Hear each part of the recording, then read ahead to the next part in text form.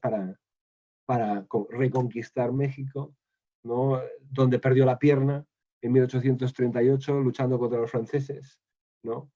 O incluso en batallas como la batalla del Álamo. O sea que eso, las celebraciones de estas batallas le dieron a él una fama que ningún otro caudillo militar de la época tuvo, ¿no? O se benefició de ello.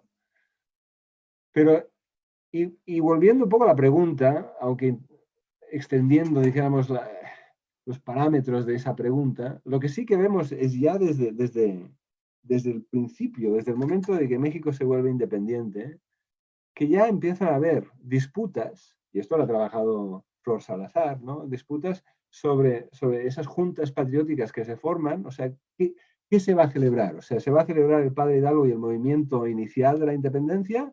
¿O se va a celebrar a Agustín de Iturbide, ¿no? Y dijéramos la consumación de la independencia. Y habrán algunos, como José María Tornel, que finalmente llegan a la conclusión de que se celebre todo. O sea, se celebra el 16 de septiembre, porque ahí empezó la guerra de independencia, se celebra el 27 de septiembre, porque ahí Iturbide consumó la independencia, y siendo Tornel santanista, se celebra el 11 de septiembre, porque el 11 de septiembre de 1829, por la victoria de Tampico de Santana, ahí sí que se consumó la independencia definitivamente, ¿no? O sea que, pero que ya hay una conciencia desde el principio de la necesidad de elaborar, de forjar visiones del pasado que justifiquen un poco la postura de los políticos que están en el poder en el presente. Y Santana será una víctima, finalmente, del porfiriato y lo que vino después de él y la restauración liberal, porque a él se le trataba de malo, y todo aquello que hizo que quizás se celebró en su debido momento, pues eso se pierde, evidentemente, con esa visión que se impone del pasado, que la tenemos hasta hoy. O sea, que finalmente, solo dentro de círculos de historiadores como este, ¿no? Todos ya sabemos que pues, no es cuestión de ver a Santana como bueno o malo, sino entenderlo como una figura de su momento y su contexto. Pero si salimos de este espacio y salimos a la calle, pues todavía hoy, si mencionamos a Santana, la mayoría de gente nos va a decir que fue quien vendió la mitad del país, ¿no? Y que es un traidor, y es un traidor de la patria, en fin. Y ahí sigue, ¿no? Que fue interesante ver en las elecciones, ¿no? En las últimas elecciones, ver cómo a Peña Nieto se le asociaba con Santana. O sea, hubo bastantes imágenes, ¿no? O sea, que había ya esa imposición, ¿no? O sea, que la figura de Santana todavía ahí sigue como el gran malo, ¿no? Acá, por ejemplo, acá nos está llegando una pregunta en Facebook Live, doctor, que nos pregunta, dice, ¿qué historias recomienda rescatar del olvido de la narrativa oficial en el México independiente? Vamos, en este asunto que estamos tratando, ¿no? De que, pues, la historia tiende, digamos, o la historia oficial tiende a rescatar, digamos, ciertas cosas y a condenar otras. Hombre, yo creo que todavía nos falta, y esto es algo que ya he dicho en varias ocasiones, en diferentes contextos, y me voy a repetir, nos hacen falta biografías. Nos hacen falta biografías de figuras tanto destacadas como no destacadas, simplemente porque las biografías nos permiten entender mejor, ¿no? Digamos, el proceder de ciertos individuos. Y eso de por sí es una manera de, digamos, desmontar cierta visión de los eventos históricos del pasado de una historia oficial, porque una vez que uno sabe por qué cierta figura se movió de tal manera o tomó cierta decisión, de repente eso igual resulta en algo, una visión que nos aclara lo que sucedió y de alguna manera desmonta una visión de buenos y malos, ¿no? O sea que nos falta, y es increíble la cantidad de biografías que nos falta. Nos falta la biografía de Paredes y Arriaga. O sea, Mariano Paredes y Arriaga es un presidente que en estos momentos lo tenemos como un reaccionario, ¿no? Pero sería interesante, conociéndolo de cerca, ver cómo fue y quién fue, ¿no?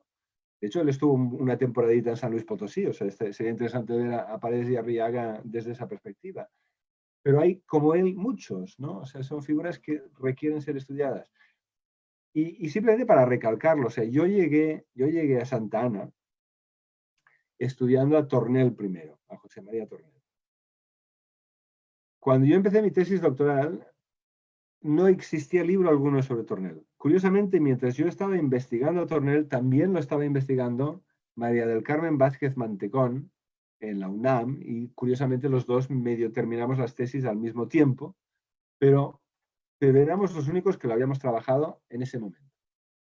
Y cuando yo empecé mi tesis doctoral sobre Tornel, yo empecé con la visión que se tenía de los santanistas, o sea, que Tornel, por santanista, debía ser un malo, ¿no? O sea, yo empecé, Santana es malo, pues Tornel debe ser malo, ¿no? Y bueno, yo de hecho no escogí mi tema, o sea, de hecho yo escogí mi director de tesis antes de escoger mi tema, o sea, yo sabía que quería hacer el doctorado con Michael Costello, pero ya Michael Costello me dijo, bueno, entonces, ¿sobre qué hago la tesis? Y me dijo, mira, puedes hacerla sobre Paredes Arriaga, sobre Mariano Arista, o por qué no la haces sobre Tornel. Y me decanté por Tornel. Pero bien, una vez iniciado esa investigación, me topé con la realización o el darme cuenta de que claro, Tornel, tenemos a un intelectual con todas las de la ley, un señor que escribe como Los Ángeles, un pensador político brillante. Y entonces, claro, me surge a mí la duda de, bueno, si Tornel es tan brillante, ¿qué diablos hace este señor vinculándose a un monstruo como Santana? Y es a través de esa trayectoria donde yo, al ver que en el caso de Tornel hubo una evolución política, o sea, que él pasó de ser insurgente, trigarante, y después ya federalista, yorquino radical, pero que con las decepciones de los primeros fracasos, ¿no?, constitucionales, se pasó a ser centralista, y ya para llegados a la década de finales de los 40, un hombre tan decepcionado y desesperado con lo que ha pasado en México, que ya ni siquiera es un demócrata como lo fue de joven, sino que ha llegado a la conclusión de que lo que hace falta es una dictadura, porque México no está listo, no está preparado para un gobierno representativo, ¿no? Y el ver que hubo esa evolución me hizo pensar, bueno, quizás entonces, al haber estado vinculado Tornel con Santana durante tanto tiempo, pues igual Santana también tuvo una trayectoria semejante. O sea, que deberíamos pensar en esos cambios políticos de Santana más como en una evolución política, más que una cuestión de oportunismo, aunque evidentemente también lo fue, pero que hay una evolución política en el caso de Santana. Y fue a través de Tornel que ya entré a estudiar a Santana, de hecho, después de que estudié pues, las propuestas políticas de Mexican Age of Proposals. Pero esto lo digo simplemente para volver a la pregunta, que si hacemos biografía, es una buena manera de empezar a descubrir un poco esa microhistoria que está detrás de la macrohistoria, ¿no?, a nivel regional, a nivel nacional, a nivel privado y público, que nos permite entender eventos que en estos momentos los tenemos como pues, maniqueos y blanquinegros de buenos y malos, y nos permite la biografía ver un poco lo confuso y lo complicada que es la historia, ¿no? Bueno, me gustaría que regresáramos un poquito más adelante sobre la figura de Tornel, doctor, porque, bueno, cuando yo leí su libro, la verdad es que es un personaje pues, central, ¿no?, dentro de la vida política de Santa Anna. Me gustaría que volviéramos con él en un ratito más, pero ahorita está Gerardo Jasso, que tiene levantada la mano. Adelante, Gerardo. Hola, doctor. Mi- me, ahorita precisamente que surgió también de nuevo en las preguntas, yo creo que una de los detalles que todavía tenemos en la historia mexicana es el anacronismo que heredó esto de México a través de los siglos. Eh, eh, Quizás sería más adecuado hablar de México en sus primeras décadas, ¿no? O sea, porque en cierto sentido, si decimos México en las primeras décadas de vida independiente, pareciera como si hubiera un pre-México, ¿no? Que existió antes de la independencia. Y bueno, si bien esto genera otras tantas preguntas, creo que sí, esta proyección de México, más allá de 1821, pues es precisamente el responsable de que se catalogue, por ejemplo, a los tlaxcaltecas como traidores, y que se vean Méxicos que no existían en otras, en otros periodos. Entonces no sé si crea que incluso en ese detalle habría que ser un poco más precisos, precisamente para evitar anacronismos, que al fin y al cabo quizás se cuelan por ahí, sin que nos demos cuenta. Si te he entendido bien, ha habido momentos donde tu voz iba y venía, ¿no? Pero si te he entendido bien, parte del problema del que estamos hablando es un poco la idea de la existencia de México como país, dijéramos, como la creación de México, como si México existe de golpe en 1821, sin tener en cuenta qué ha pasado antes y si ya podemos hablar de una nación hecha y derecha, ¿no? Con identidades, una identidad nacional ya clara, ¿no? Justo en 1821. No sé si por ahí iba la pregunta. ¿Te he entendido bien o necesitas explicarte un poco más? No, bueno, México como un proyecto distinto, pues surge a partir de 1821, pero como que a veces queda mucho en el imaginario esto de México independiente, ¿no? Las primeras décadas de México independiente, cuando creo que más bien, o sea, el que exista México ya supone una independencia, entonces podríamos quitarnos ya de esto, porque ya la existencia de México supone ya la no existencia de Nueva España, entonces por lo tanto México es, y por lo tanto es independiente, entonces quizás esta parte de lo independiente sobraría un poco. Sí, o sea, he perdido lo último que decías, pero creo que tienes toda la razón y claro, esto ya depende de periodizaciones que hemos heredado en cierta manera, ¿no? Hay historias que miran la historia de México desde 1750 a 1850 y no se dejan llevar por este marco divisorio, ¿no? De como si 1821 implica el final total de algo y el principio de algo distinto. Evidentemente no fue así, ¿no? La independencia no supuso, ¿no? Un cambio del día, de la noche al día. O sea, de repente los novohispanos no dejaron de ser novohispanos, para decirlo de alguna manera, o los yaquis no dejaron de ser yaquis, ni los mayas dejaron de ser mayas, ¿no? Y en parte los problemas que vemos precisamente en la Guerra de 3 Años son problemas que vienen de que han continuado, hay unas continuidades que nos vienen de la época colonial que han perdurado y que se han convertido en un problema ahora para unos mexicanos que buscan una visión más moderna de lo que es y de lo que quieren que sea México, ¿no? Y en ese sentido, dijéramos, el rechazo de los fueros. ¿Me oís o nos hemos perdido? No, sí, doctor, adelante, sí. Que en cierta manera es hay unas continuidades. Y lo mismo se podría decir después de la Revolución, en el sentido de que esto, ya lo dice Polker, ¿no? O sea, que de hecho hay muchos aspectos del México porfiriano que perduran después de la Revolución. O sea, que no. Y de hecho yo creo que Raymond Bouvet, ¿no? En un capítulo de un libro que sacó, en uno de los libros que coordiné sobre pronunciamientos, habla de México incluso ya en la mitad del siglo XIX como un archipiélago de sociedades, ¿no? O sea, la idea de que no se trata de una visión de una nación, ¿no? Y que parte de eso es un problema, o sea, es cierto, ¿no? O sea, ¿quiénes son los mexicanos en esta época y cómo saben qué significa ser mexicano, ¿no? O sea, es algo que va a tomar tiempo. Hay quienes arguyen, esto lo decía Josefina Vázquez, la visión esta de que finalmente es la guerra contra Estados Unidos donde finalmente empieza a surgir una visión más clara de lo que es ser mexicano. Pero la Guerra de 3 Años, en cierta manera, es un pleito entre dos visiones muy distintas de lo que es México o de lo que unos quieren que sea México, ¿no? O sea, entre unos que ven el catolicismo como algo fundamental, algo identitario, ¿no?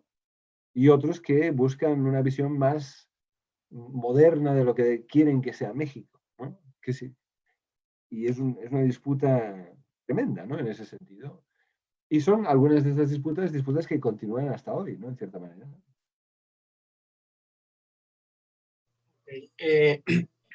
Acá, bueno, siguiendo también todavía en esta línea del principio, ¿no? De estas figuras, ¿no? El doctor Cañedo nos pregunta acá, dice, ¿con qué figura o figuras en la historia de otros países podría ser comparado o pudiera tener similitudes la personalidad y las acciones de Antonio López de Santa Anna? Pues es una excelente pregunta, Sergio. Claro, como Santana no hay nadie, ¿no? O sea, Santana no hay ninguno. No me compares a Santana con nadie. No. Evidentemente, Santana entra perfectamente en el fenómeno del caudillo hispanoamericano de las primeras décadas independientes. O sea, Santana es igual o es parecido pues a Páez en Venezuela, ¿no? Carrera en Guatemala, o Fruto Redondo en Uruguay, o Juan Manuel Rosas en Argentina, ¿no? Es Castilla, Ramón Castilla en Perú, o sea que surgen toda una serie de figuras que comparten con Santana un poco el contexto, tienen parecidos porque es el contexto que los forja, en el sentido de que es un contexto donde al lograrse la independencia, ¿no? Pero sin tener unas instituciones todavía afincadas y respetadas, con legitimidades cuestionadas, ¿no? Y una legalidad todavía fluctuante e instituciones que no acaban de formarse, ¿no? En ese contexto surgen estas figuras mesiánicas de alguna manera, si podemos utilizar pues esto a Max Weber, ¿no? La visión de la dominación carismática, ¿no? Que según Weber, eso surge en contextos donde la población pierde fe en las instituciones y busca la salvación en una figura mesiánica, un individuo carismático, y ante ese periodo convulso, que no es solo el caso mexicano, pero lo vemos en toda Hispanoamérica, al independizarse de España, pues son estas figuras, estos militares que han luchado en la guerra de independencia, muchos de ellos hacendados, por lo tanto ya tienen recursos y gente, que los peones que los apoyen, que se convierten en los gendarmes necesarios, ¿no? Como nos dice John Lynch también en su libro. O sea y se podría comparar fácilmente a Santana con todos ellos, ¿no? En ese sentido.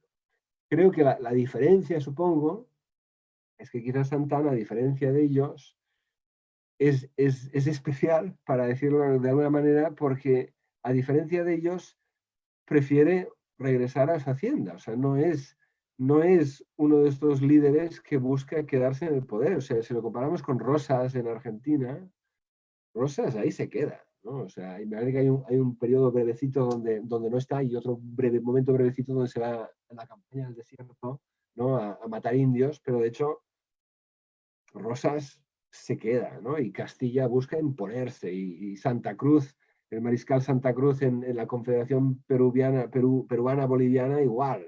Pero Santana no, Santana no quiere estar, digamos, trabajando en el poder de la Ciudad de México, y en este es bastante único de esta manera, ¿no? Aunque quizás Páez comparte un poco esto en Venezuela, o sea que también hay parecidos, creo. O sea, en ese sentido, si lo vemos como caudillo, sí, ¿no?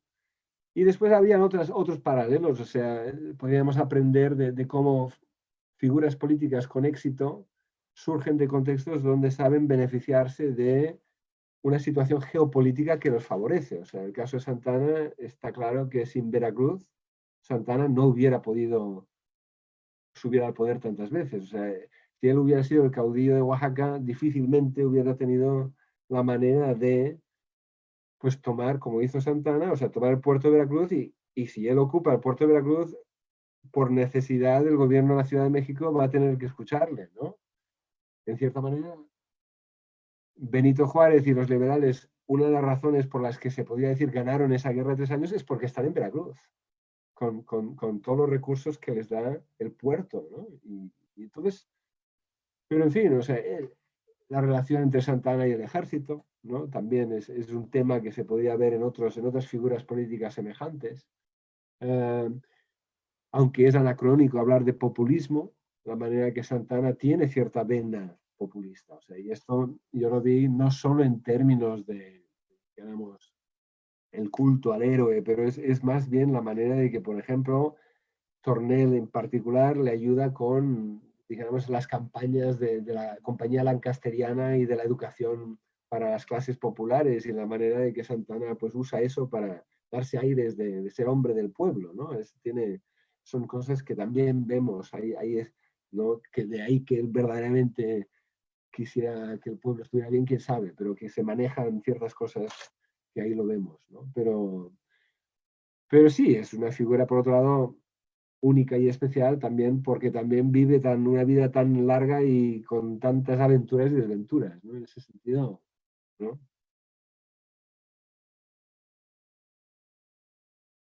Bueno, acá también tenemos otra pregunta de Everardo. Adelante, Everardo. Sí, saludos, profesor. Doctor, mi pregunta es, ¿a usted se le dificultó estudiar a Santa Anna desde el punto de vista como militar y desde el punto de vista como gobernante?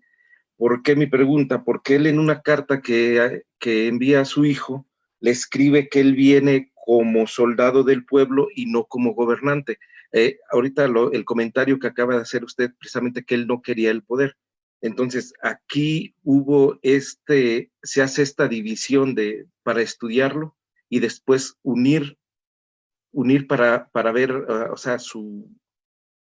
para ver a Santana, ¿no? Desde estas dos perspectivas. Es una pregunta muy importante y creo que es una pregunta que tiene mucho que ver con lo que estaba hablando de la importancia de la biografía.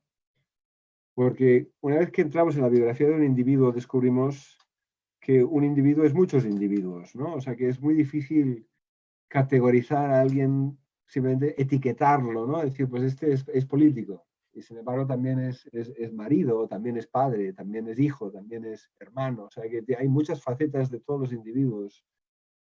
Y la biografía nos da esa visión. Entonces yo con Santana precisamente, hablaré de Santana militar en un momento, pero una de las razones por las que yo me decidí a escribir esa biografía es que me quedé con la necesidad de saber qué diablos estaba haciendo Santana todos esos años, todas esas temporadas en que no estaba en el poder, en que no estaba en el campo de batalla, en el que regresaba a Veracruz. ¿Qué estaba haciendo en Veracruz?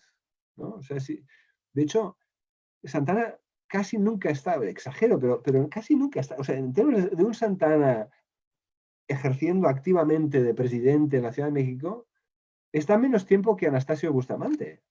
Está menos tiempo que muchos políticos de la época. Es que no está.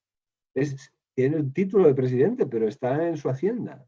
Entonces, tuve esa necesidad y, de hecho, para la investigación de la biografía de Santana, con una beca del British Academy, me pude ir a pasar pues estos 6-7 meses en Jalapa y me puse ahí en archivos de notarías, en archivos municipales, para buscarle el rastro del Santana en Veracruz. Y ahí una de las cosas que descubrí era precisamente, y esto sale en el libro y salió en un artículo que saqué sobre las haciendas, ¿no? de Santana, o el Santana Hacendado, ya no me acuerdo cómo se llamaba el artículo, pero en fin, donde de hecho lo vi más como hacendado que como militar o como político, en el sentido de que además un hacendado dedicado a sus haciendas. O sea, era fascinante encontrar en notarías pues todos los documentos de arrendamiento de tierras. O sea, él arrendaba diferentes parcelas y ranchos dentro de sus haciendas, pero con unas instrucciones detalladísimas de lo que podían hacer esos arrendatarios en sus tierras. O sea, él tenía una visión muy clara de que pues en tal rancho se debían dedicar a la azúcar y la caña, y en otro quería ganado. Y había un artículo que él metía en todos esos legajos de arrendamiento, donde dejaba claro de que él tendría permiso, si estaba de pasada, quedarse a dormir en esos ranchos. Y eso implica que él dedicaba tiempo a viajar por sus tierras para asegurarse de que todo el mundo estaba cumpliendo con lo que él quería que sucediera. Entonces, en ese sentido, de hecho, es más hacendado en cierta manera y siempre que puede regresa. Ahora bien, si yo no lo veo tanto como político, pero acaba siendo presidente una otra vez, sí que lo veo como militar, sí. Y ahí también lo que trabajé mucho para ese libro y la biografía pues, fueron todos los documentos que están en la defensa, en la Secretaría, el Archivo de la Defensa. Y ahí es donde uno ve que sí, que es un militar dedicado, porque es que ya fue militar de carreras, es cadete desde chiquillo, y su vida pero es además como muchos militares, pues también alguien que disfruta de lo que es la vivencia del militar. O sea que en ese sentido lo vemos siempre que puede, si no está en sus haciendas, prefiere estar liderando sus tropas, luchando sea contra enemigos extranjeros o domésticos, a estar en la Ciudad de México teniendo que ir a juntas de políticos y generales y decidiendo pues asuntos políticos, ¿no? En ese sentido, ¿no? Es un hombre de acción, para decirlo de alguna manera.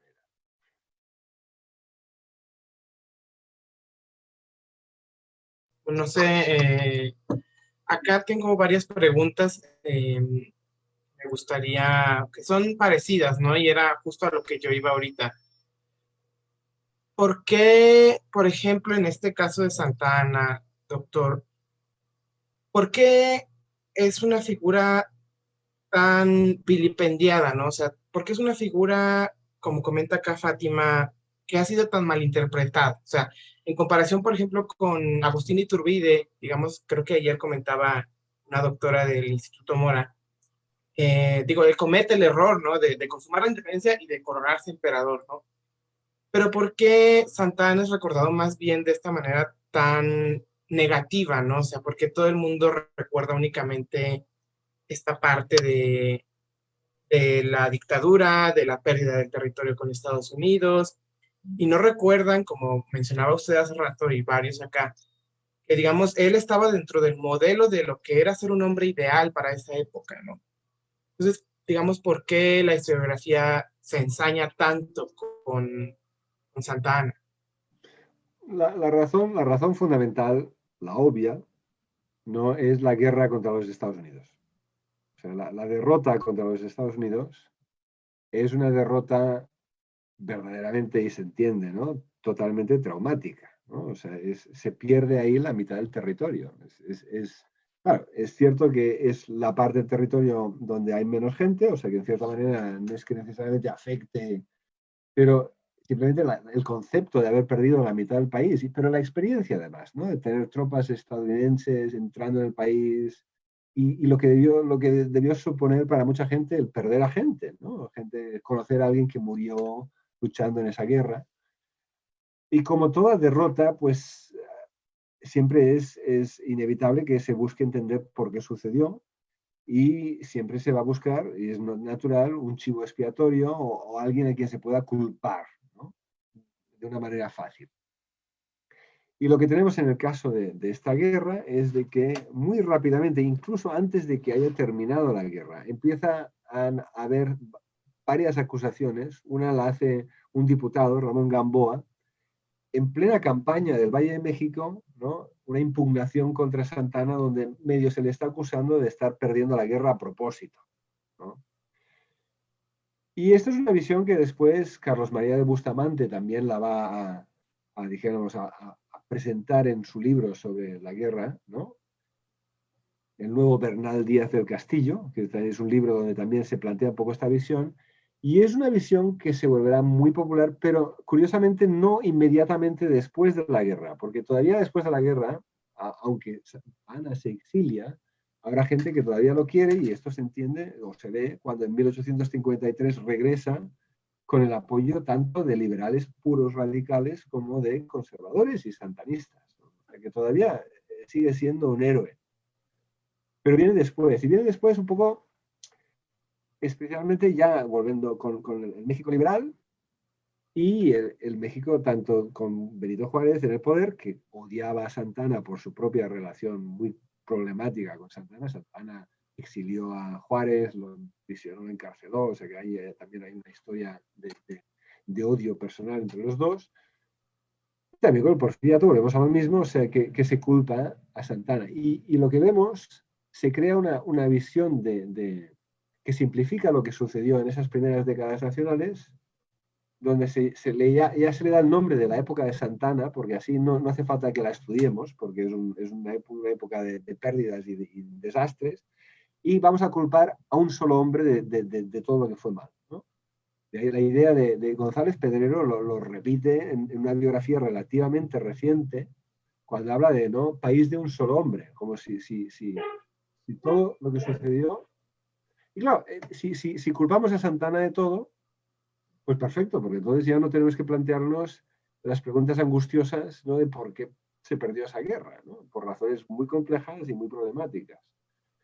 Pero claro, y esa acusación surge, y esto también se debe entender, porque es cierto que Santana está en el exilio en Cuba cuando empieza la guerra, y estando en el exilio, él recibe ¿no? a unos comisionados que envía al presidente Polk, porque Polk quiere ganar la guerra rápidamente sin que mueran muchos gringos en México, ¿no? Y él cree que la solución es, si él le da tantita lana a nuestro amigo Santana, ¿no? él permitirán que regrese a la Ciudad de México o regrese a México, y de ahí pues él negociará la paz cediendo a los Estados Unidos lo que Polk quiere a cambio de ese dinero. Pero claro, lo que hace Santana es engañar a Polk. O sea, sí que negocia, se lleva ese dinero, pero regresa y arma la defensa del país, ¿no? Pero claro, la noticia de que él había recibido ese dinero, ¿no? También repercute mal en él. O sea, que de ahí que eso, de alguna manera, alimenta la acusación de que él ha perdido o pierde la guerra a propósito. Entonces, lo vemos como malo, en parte porque surge esa leyenda negra en términos de que había que culpar a alguien de la derrota contra los Estados Unidos y se culpa a Santana en base a la acusación de que él perdió esa guerra a propósito. Ahora bien, cuando uno ve los documentos, lo interesante es ver de que tras la ocupación de la Ciudad de México, Santana se reúne con Juan Álvarez, ¿no? en Puebla o en las afueras de Puebla, y los dos deciden que van a regresar, se van a ir a Oaxaca para reclutar fuerzas para volver al ataque, ¿no? Y un poco la manera de que abandonaron la Ciudad de México se parece un poco a lo que hicieron los rusos cuando llegó Napoleón. O sea, es dejar que tome la ciudad de Moscú, pero no han perdido la guerra porque van a volver al ataque, ¿no? Con guerras de guerrillas y otros esfuerzos. Lo que pasa es que Santana ve entonces de que hay una deserción tremenda de sus tropas. Llegando a Oaxaca, Juárez no le deja entrar y él se ve forzado a irse, y él no tiene nada que ver con el Tratado de Guadalupe Hidalgo. De hecho, critica ese tratado, él considera que es un tratado totalmente, que es una traducción auténtica, y él no es responsable de eso, y sin embargo se le acusa. Y después, claro, lo que sí que hace es vender la mesilla en 1853, ¿no? El Tratado de la Mesilla. Y lo que se ha hecho, en cierta manera, es mezclar una cosa y otra, y de ahí surge esa mitología, de que esa frase de que Santana vendió la mitad del país. No vendió la mitad del país. O sea, se perdió la mitad en la guerra, pero él no fue responsable. Pero sí vendió la mesilla. Y ahí es cierto que esos 10 millones de pesos que le dieron por la mesilla, él se quedó con bastante, según él, porque él se estaba, digamos, el dinero que él se había gastado de su propio bolsillo para formar los ejércitos que defendieron a México durante la guerra contra los Estados Unidos, pues él necesitaba, digamos, que él era pagarse a sí mismo por esos gastos, ¿no? Lo que pasa es que la gente lo vio como corrupción, naturalmente, pero entonces teníamos que entender por qué firmó el Tratado de la Mesilla, y uno se pone a mirar los documentos de ese contexto y vemos cómo Santana hizo de todo para no tener que firmar ese tratado y evitarlo, pero finalmente él arguiría de que es que no le quedaba de otra. Los Estados Unidos se llevaban la mesilla por las buenas o por las malas, ¿no? Ahora bien, volviendo a la pregunta, ¿por qué lo vemos como un gran malo? Finalmente es porque se le culpa de la guerra, ¿no? Entonces, si pensamos cómo se enseñaba la historia del México del siglo XIX en los colegios de México, no sé si ha cambiado, hace tiempo que no lo miro, pero lo que se daba era, o sea, independencia con Hidalgo, ¿no?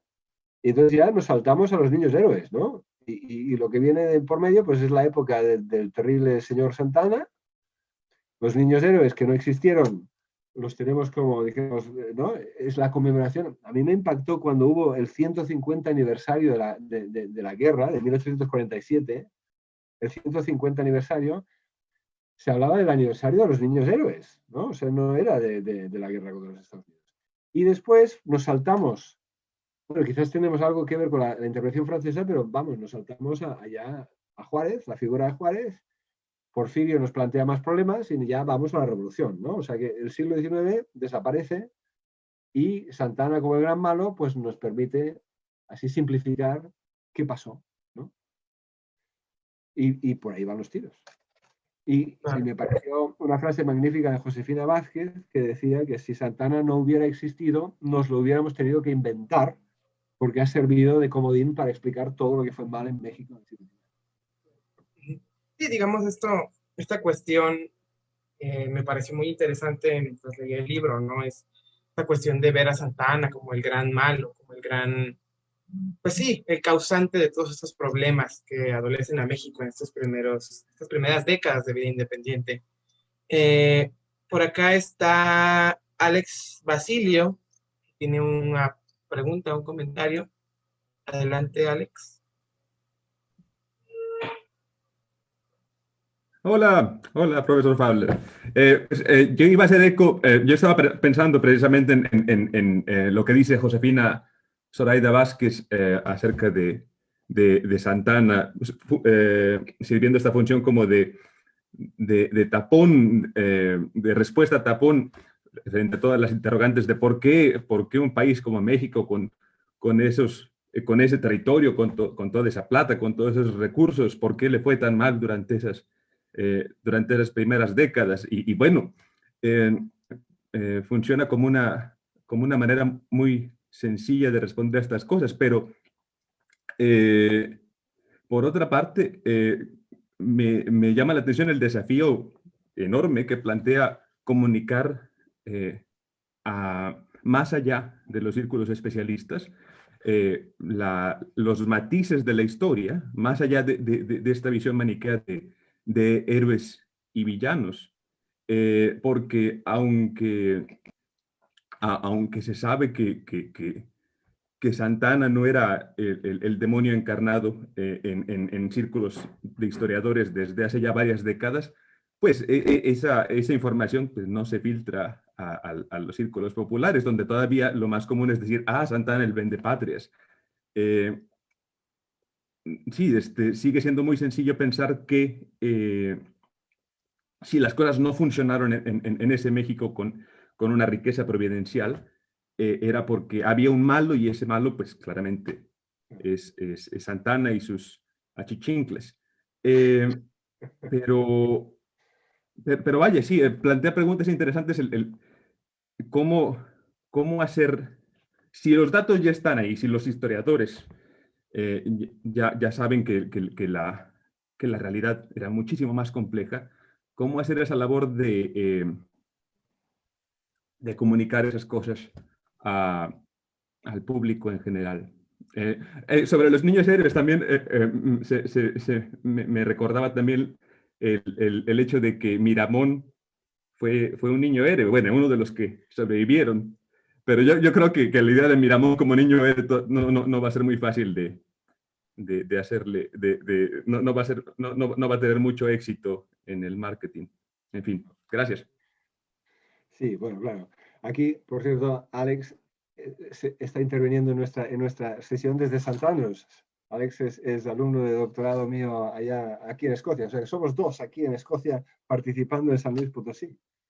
Pero claro, es la pregunta fundamental, pero muy difícil de saber cómo responder, en el sentido de que para que podamos divulgar esta visión, nos hace falta tener primero la oportunidad de escribir libros de texto, libros divulgativos que no son, dijéramos, valorados por el SNI, ¿no? Por un lado. O sea, y eso ya plantea un problema para cualquier académico en México que quiere prosperar en el mundo académico. O sea, ponerse a escribir un libro popular, pero que explique de una manera así objetiva el pasado, es un proyecto que puede implicar sacrificar, pues ¿no? el nivel del SNI ¿no? En el que uno esté, ¿no? No sé, esto Sergio puede confirmármelo o no. O sea, a mí me impactó mucho ahora que estuve de gira, ¿no? Y cuando estuve también en San Luis Potosí, ¿no? Hablando de la Guerra de 3 años del libro, que me decían muchos colegas mexicanos que ya no escriben libros, que no escriben libros porque el SNI no valora libros, valora más artículos académicos publicados en ciertas revistas. Y eso me parece espantoso en el sentido. Y claro, aquí tenemos una situación semejante, no se llama el SNI, se llama el REF, el Research Excellence Framework, pero esta clase de manera de evaluar la investigación de los académicos, aunque claro es importante ¿no? evaluarla, pero está teniendo impactos curiosos, ¿no? Inesperados, como que la gente deje de escribir libros o que no dedique tiempo a escribir cosas divulgativas, ¿no? Y después de encontrar editoriales que lo hagan, ¿no? O sea, yo he tenido la suerte con Planeta, que ha sacado, pues sacó el libro de Santana y ahora el de la Guerra de 3 años, y que estuviera dispuesta a apoyar ese libro, porque también el problema es que muchas editoriales, como Planeta, prefieren sacar libros sensacionalistas, o sea, no una visión objetiva de la historia, sino si va a ser una historia de Hidalgo, pues serán los trapos sucios de Hidalgo, ¿no? Y que no se trata de esto, o sea, no es cuestión de ahora ponernos a decir que Hidalgo era un, en fin, un señor que le gustaban las mujeres o lo que fuera, sino aquí lo importante es entender a Hidalgo en su contexto. Pero son problemas que se tienen que tener en mente y buscar resolver como se pueda, ¿no?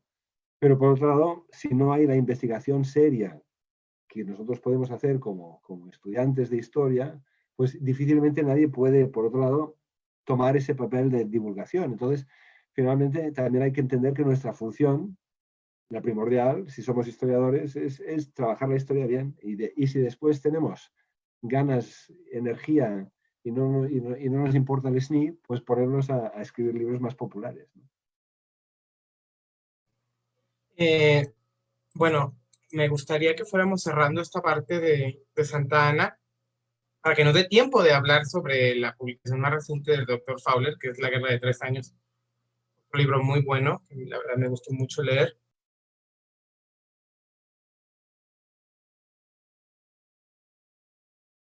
Volviendo a la pregunta anterior de Gerardo, ¿no? De cómo se puede decir, ¿no? Con la periodización, aquí empieza un periodo y aquí termina otro, evidentemente Claro. no. Pero que por haber vivido tantos años, de cierta manera, la muerte de Santana sí que es, en fin, un poco es el fin de personas que lucharon en la guerra de independencia, es que ya no debe quedar nadie, ¿no? O sea, él es bastante único, ¿no? Entonces, con su muerte, en cierta manera, sí que termina una época, ¿no? De la misma manera que ahora se está hablando, a la vez que se está muriendo, yo qué sé, o ya como se iban muriendo los últimos que lucharon en la Primera Guerra Mundial, ¿no? Bueno, ahí termina van por ahí un poco los tiros, pero es cierto que ya con la muerte de Santana sí que coincide ya con el porfiriato ya empezando a entrarle con ganas, para decirlo de alguna manera, y ahí se va a acabar, bueno, va a empezar otro periodo, un periodo de modernización, ¿no? De México, y de una estabilidad relativa, pero comparada con lo que ha habido antes, pues vamos a tener un señor en el poder, aparte de esos 4 años donde está don Manuel González de presidente, que va a estar ahí hasta 1911, ¿no? O sea que son, y sí, o sea que en ese sentido se puede hablar del fin de una época, pero claro, su vida, la vida de Santana, sí que nos da un poco esa visión de él como una figura que representa un México que estaba que nació en la época colonial, que se formó en la época colonial y que vivió esas primeras décadas nacionales con la guerra de Estados Unidos incluida y que muere pues ya después de la intervención francesa y después de la ida y la muerte de Benito Juárez. Eso es increíble, o sea, su vida sí que es ¿no?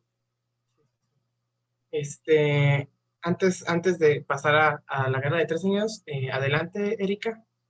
Último comentario ahí. Sí, bueno, mucho gusto. Mi comentario es más acerca como un complemento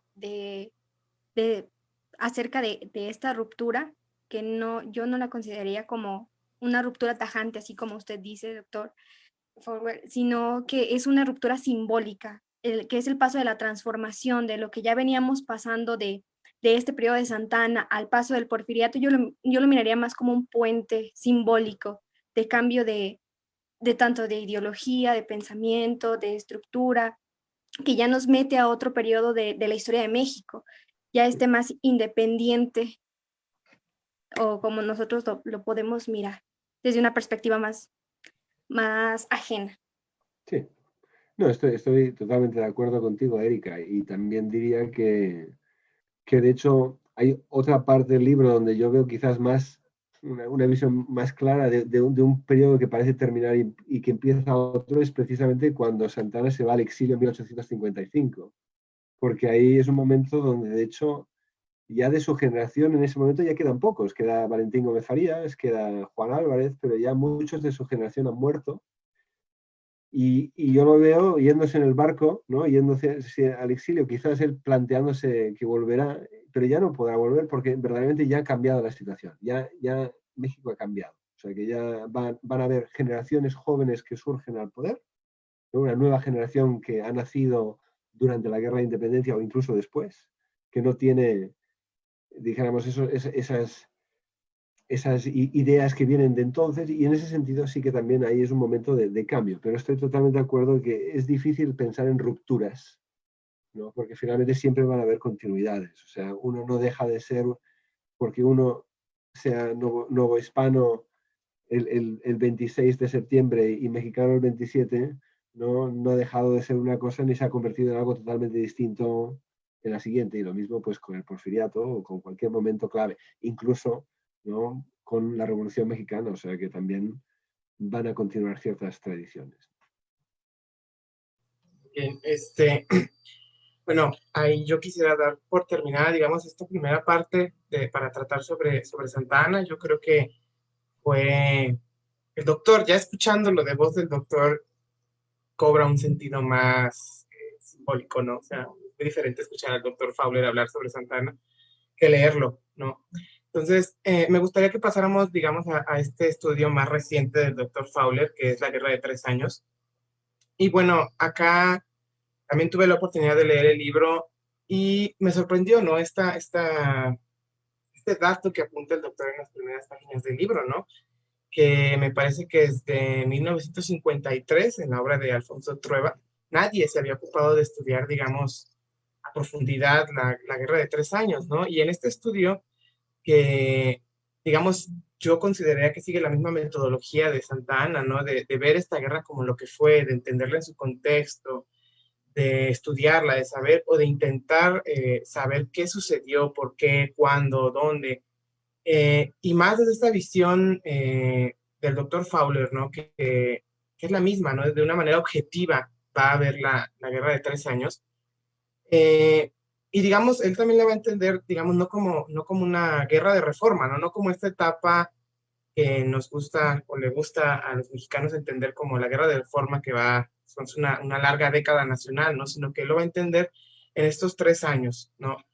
Entonces, bueno, me gustaría empezar primero por preguntarle al doctor Fowler, antes de que los demás hagan sus respectivas preguntas. ¿Por qué cree que nadie se había ocupado de estudiar, ¿no?, la guerra? O sea, ¿por qué desde el 53 nadie se habría ocupado de estudiar la guerra como es, o sea, en sus propias dimensiones? Sí, bueno, claro, es una pregunta que a mí me inquietó mucho y la intento explicar un poco en el primer capítulo del libro, pero tiene que ver, yo creo, tiene que ver con dos cosas, o sea, yo creo que en parte, o tres cosas, vamos a decir, o sea, por un lado, volvemos a lo de que el México del siglo XIX es un siglo olvidado relativamente, claro, cada vez se trabaja más, pero que comparado con otros periodos de la historia de México se olvida bastante, y lo que tenemos es una tendencia, yo creo, que se entiende a ver esa guerra de 3 años como el preludio de la guerra de intervención francesa. Y eso en parte explica el por qué no se ha trabajado tanto, porque finalmente lo que ha acaparado mucha más atención en el imaginario nacional es precisamente la guerra de intervención francesa, con un conflicto entre patriotas mexicanos luchando contra invasores franceses, ¿no? Que también, por otro lado, es mucho más llevadero, ¿no?, leer sobre mexicanos luchando contra extranjeros que mexicanos matándose entre sí, ¿no? Y en ese sentido, un poco quizás eso lo explique.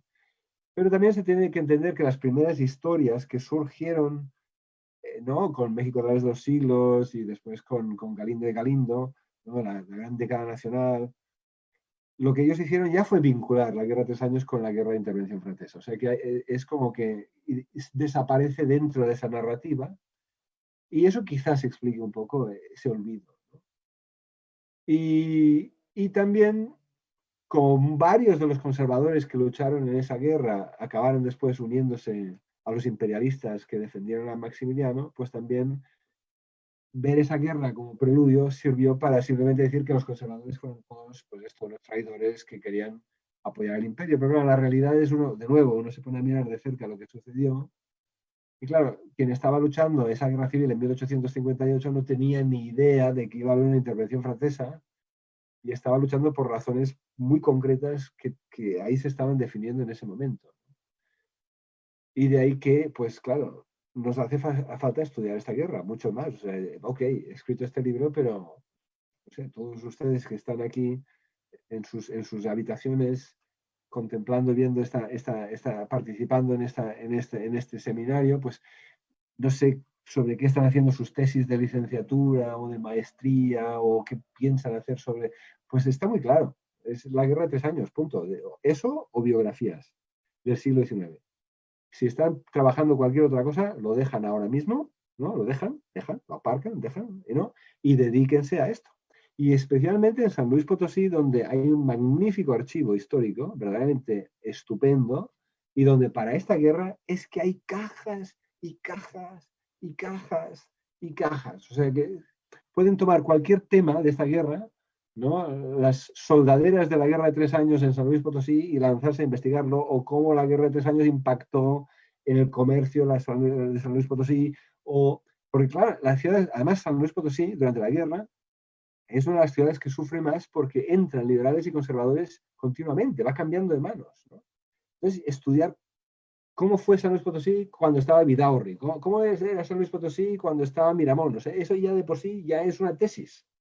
Es una tesis. Y si se ponen a hacerlo, igual descubren que lo que yo digo en mi libro está mal. Entonces me pueden corregir en base a mirarlo así de cerca, ¿no? O sea, claro, yo sí que pasé un tiempo trabajando en el archivo en San Luis Potosí, pero claro, no lo puedo hacer todo, ni lo puedo hacer todo con quizás el detalle que nos hace falta. Claro, por acá veo 2 manos levantadas, nada más que no vi quién. Ian, ¿no? O Gerardo. ¿Sí? Bueno, cabe ya 2 manos levantadas. Yo creo que a lo mejor se les olvidó bajarlas de hace rato. Bueno, también me gustaría, doctor, bueno, para los que ya leyeron el libro, digamos, el doctor explica, ¿no? Por qué la periodización que él hace es del 57 al 61, pero para los que no han leído el libro, digamos, sí me gustaría que el doctor, pues ahí nos hiciera esa aclaración, ¿no? Porque son 4 años, o sea, el libro se llama La Guerra de 3 Años, pero la periodización abarca 4, ¿no? Entonces, ahí sí, no sé, me gustaría que el doctor le hiciera esa aclaración, digamos, o nos dijera por qué elige esa periodización para todos aquellos que, digamos, no han tenido la oportunidad de leer el libro. No soy muy bueno con las matemáticas. No. A ver, la Guerra de 3 Años es el nombre que se le dio a la guerra, ¿no?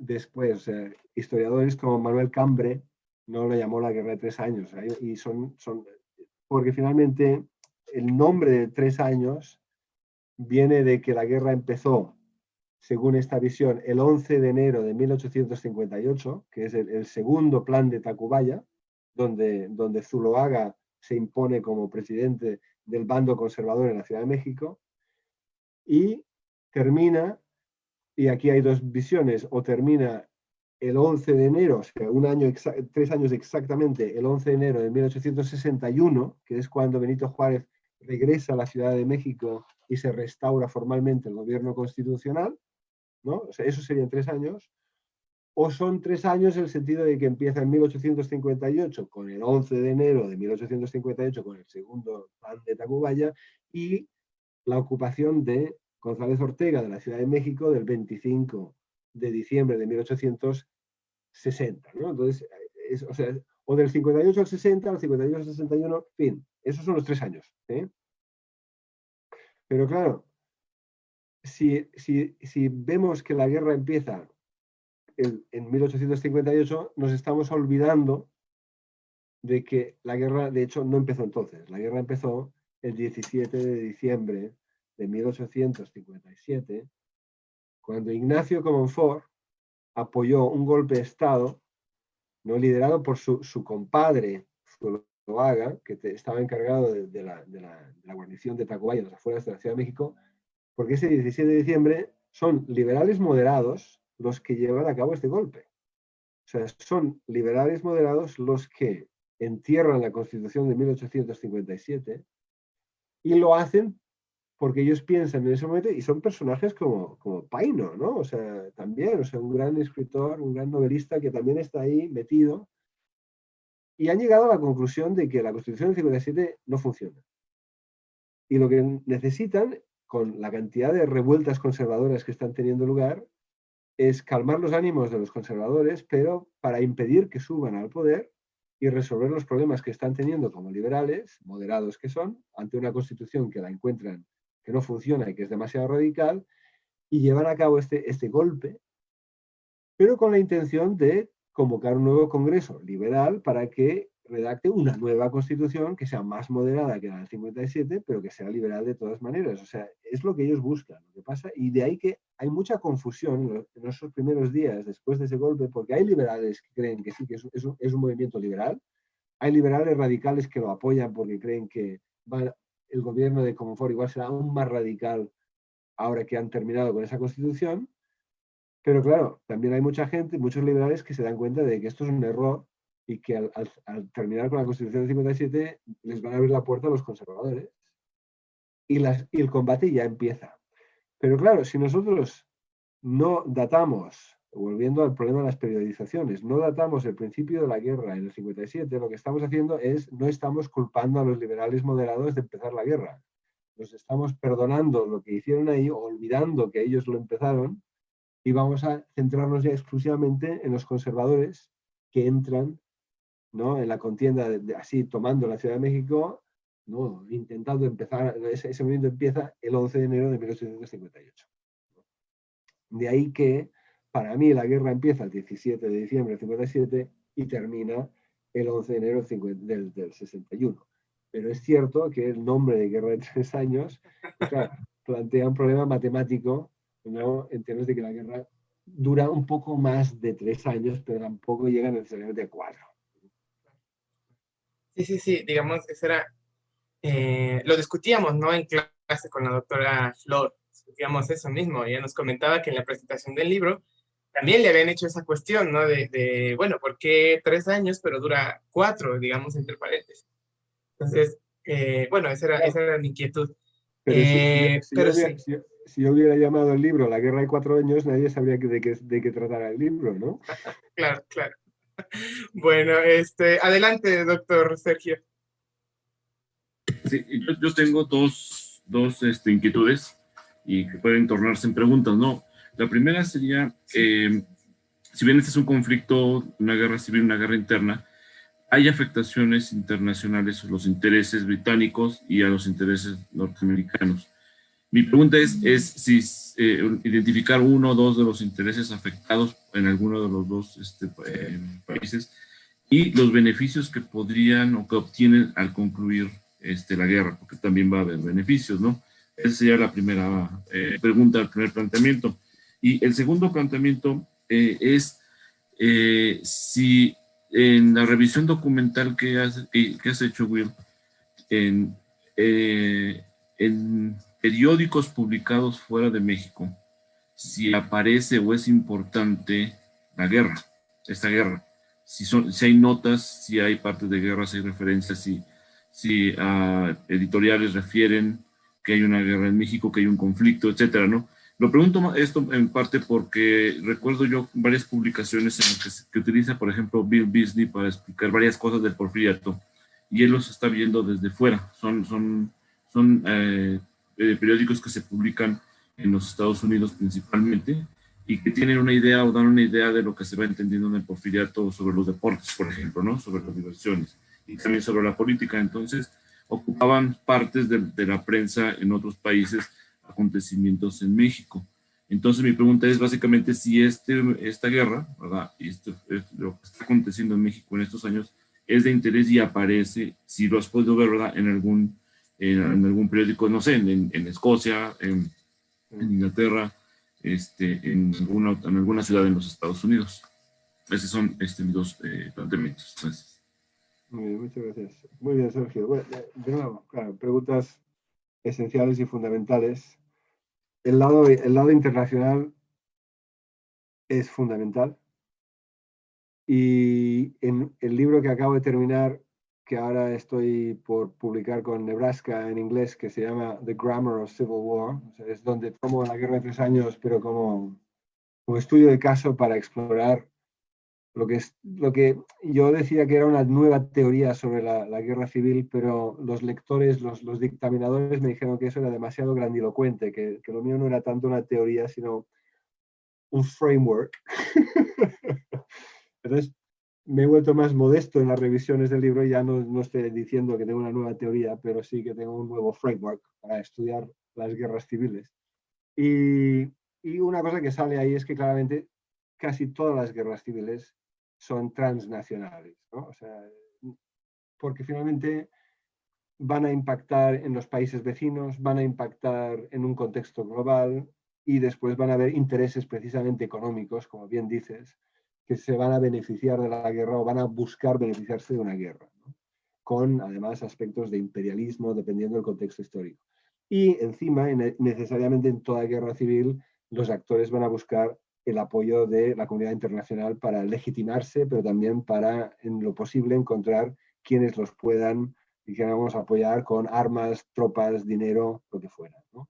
Y entonces, solo hay que ver cualquier guerra civil que yo he visto, desde la de Estados Unidos hasta, por ejemplo, la guerra civil española, donde evidentemente ahí tenemos a Italia, Alemania, Rusia, todos metidos ahí, pero incluso ya la guerra civil en Siria, de nuevo tenemos a rusos, americanos, hay de todo, ¿no? O sea que es algo común.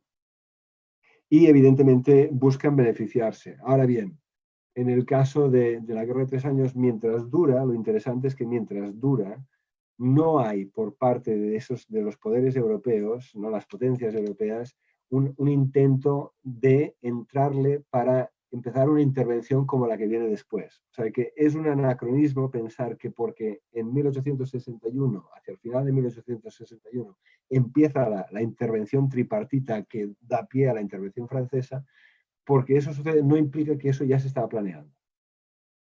Y de hecho, aunque los ministros plenipotenciarios francés y español, cuando llega finalmente a México, sí que está en Gabriel, que está exigiendo que Napoleón III entre en México y ataque y tal, los gobiernos en Francia, Gran Bretaña y España no quieren meterse. No quieren meterse por razones distintas, ¿no?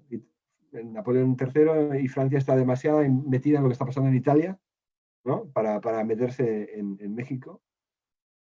Gran Bretaña, dentro de su gran imperio y el imperio informal, pues no quiere meterse, no cree en la necesidad de mandar tropas a México. Lo que quieren es influir en que conservadores y liberales se sienten y negocien y que haya paz. Y los españoles, lo que se ve, y esto lo ha trabajado Antonia Pisuñer, ¿no? De hecho, los españoles hacen lo que hacen los británicos. En este momento ya no están o sea, están a la espera de ver qué pasa. Entonces, en ese sentido, ¿qué es lo que buscan de la guerra en términos de las potencias europeas? Su gran preocupación, y esto sí que es lo único que yo he visto en la prensa, pero hablaré de esto en otro momento, es que se paguen las deudas. O sea, esta es la obsesión. Es la deuda inglesa, la deuda española y la deuda francesa. Esta es su obsesión. Y los barcos que fondean, los buques de guerra de estos países que fondean en Veracruz, están ahí para asegurarse de que la deuda sea pagada, tanto por unos como por liberales como por conservadores. Y es cierto de que hay dentro de las potencias europeas más simpatía por los conservadores que por los liberales, pero todo se ha de decir, Estados Unidos, como todo el mundo, reconoce el gobierno de Zuloaga al principio, o sea, que Juárez está solito. Y los Estados Unidos cambian porque el gobierno de Zuloaga se niega a cederles Baja California y Sinaloa y Sonora y Chihuahua y acceso por Tehuantepec, y ante eso los Estados Unidos ¿no? dejan de reconocer el gobierno de Zuloaga y acabarán apoyando a Juárez con la idea de que Juárez, ¿no? les va a ceder precisamente Baja California, etcétera, y lo demás. O sea, que ahí tenemos entonces un aspecto depredador tanto por Estados Unidos, el gobierno de Buchanan, como por parte de ciertos actores dentro de los gobiernos de esas potencias europeas, aunque los gobiernos de ese país no entran. Y Estados Unidos, sin embargo, sí que interviene, ¿no? Y aquí tenemos el caso de que Estados Unidos interviene, ¿no? en la batalla de Antón Lizardo, donde intervienen y, dependiendo de quién leemos, son responsables de que ese ataque a Veracruz, tanto por mar y por tierra de Miramón, fracasa porque interviene la Marina de los Estados Unidos, ¿no? Ahora bien, es interesante que el Tratado Maclean-Ocampo, ¿no? lo rechaza el Senado de los Estados Unidos porque ya se están calentando el ambiente en los Estados Unidos, porque precisamente los estados del norte temen de que si Estados Unidos firma ese tratado y entra dentro de esa participación en lo que está pasando en México, pues se van a beneficiar los estados esclavistas, ¿no? Y de ahí que rechazan ese tratado. Pero ahí sí que hay intereses, y esto a nivel de gobiernos, pero a nivel de individuos está la obsesión. Bueno, tenemos los grandes negocios de los vendedores de armas de Estados Unidos, a modo de ejemplo, ¿no? Vendiendo las armas al bando liberal, y eso es un negociazo lo que se montan ahí. Pero por lo general lo que uno ve es que hay más perdedores que ganadores, ¿no? O sea, los tenedores de bonos británicos pierden más dinero, los inversores pierden dinero, y finalmente la intervención francesa o la intervención tripartita es precisamente porque la guerra no les va bien a todos estos países, ¿no? O sea, en ese sentido, no es un negocio que les salga de ninguna manera redondo, ¿no? Y en términos de cómo ven el conflicto, me has dado una idea magnífica, Sergio, para un próximo artículo, porque especialmente ahora que no puedo venir a México con el coronavirus o demás, pues nada, cuestión de trabajar los archivos locales y leer hemeroteca británica y ver la visión de la prensa local, porque no lo he trabajado. Y lo que sé por ciertos trabajos que sí que han tratado la cuestión española, en términos de Pisunier, la prensa es muy hostil a lo que está pasando en México y presenta lo que está pasando en México como una guerra de bárbaros, ¿no? Y la prensa está hablando de una intervención española. La prensa quiere que España entre, pero en plan conquista, o sea, y no olvidemos que en 1861 España retoma Santo Domingo, o sea, que la República Dominicana de hoy se vuelve colonia española durante otros 10 años, y que hay esas aspiraciones imperialistas en España. Pero ven la guerra como un ejemplo de la barbarie mexicana, o sea, que eso es lo que la prensa española muestra.